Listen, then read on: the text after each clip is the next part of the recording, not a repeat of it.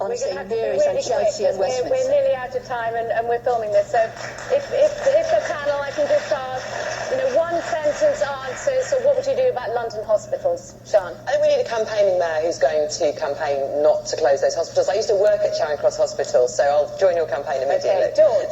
I'll join it. I've already joined it. Has anyone It's a disgrace. It's a disgrace.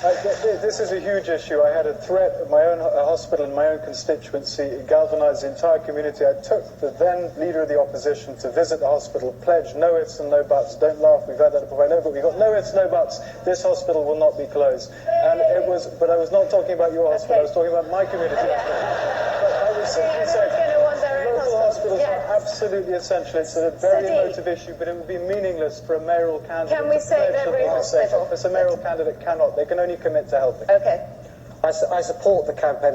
If you notice, the 5 councils who are responsible for the report, all 5 councils have one thing in common: they're all Labour councils. And if you want a mayor to be on the side of the NHS, to be on the side of providing good healthcare in London, you should vote for me on May the 5th. Caroline? With a growing population in London, it is so short-sighted to be closing health services and closing accident emergencies. I'm absolutely with you. And the mayor actually needs to have a far greater role in managing health services in London. That's what our campaign Peter, for. very quickly. I support it.